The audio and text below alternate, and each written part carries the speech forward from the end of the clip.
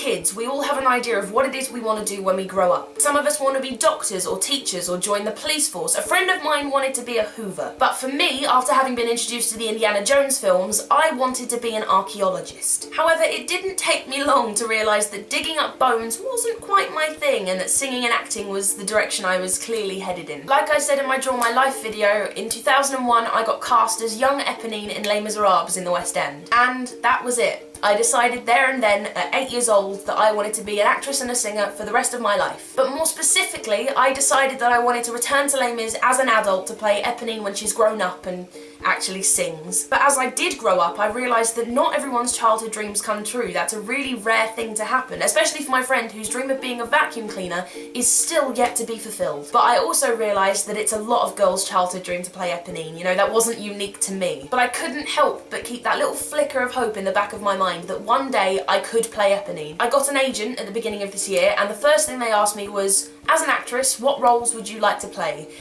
And I said Eponine and Doctor Who's assistant. A month later, a casting call came into the agency for Eponine, and I was sent on my way to the first audition. Now, just auditioning for a part that I'd spent 12 years dreaming about was good enough for me. If I didn't get the part, at least I could say I took my best shot. But then I got called back a week later because they liked my voice and wanted to hear me sing more of Eponine's parts. And that was amazing. If I didn't get the part now, at least I could say that I got to the second round of auditions, and that was incredible. Not many people get to do that. But then they called me back a third time, and this time the audition was actually at the Queen's Theatre where Les Mis is running in the West End. Now, if I didn't get the part, at least I could say I got to sing on my own Eponine's solo song on the stage of the Queen's Theatre. And that in itself made me cry after the audition, whether I got the part or not. But then they called me back again the very next day, and this time to sing in front of Mr. Cameron Mackintosh himself, who I'd actually previously worked with on Mary Poppins. That day I was thrown into a room with some of the most astoundingly talented people I'd ever met. They'd all been to drama school and through years of training, which I hadn't, and I suddenly felt my confidence shrink, and I sort of just accepted whilst I was sat there that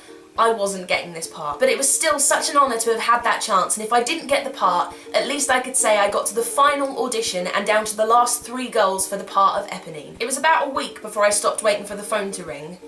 And then it rang. It was my agent calling to say that an offer had come through to the agency from Cameron Mackintosh's office, offering me the part of Eponine for a whole year. It took everything I had not to cry down the phone. Because you know, this wasn't just another job as an actress, this was the fulfillment of a childhood dream that I'd carried around for 12 years. Needless to say, I cried for quite a long time after that phone call. You think 4 weeks of rehearsals would have desensitised me by now, but I'm still getting teary every day. So, from June 17th onwards, for a whole year, you'll be able to find me at the Queen's Theatre, and let me know if you come and see it. Also, it does mean my videos might be a little bit irregular for a while, but it's for good reason, and I really hope you understand. The main reason for this video is because I have some amazing news that I'm really ecstatic about and I wanted to share it with you.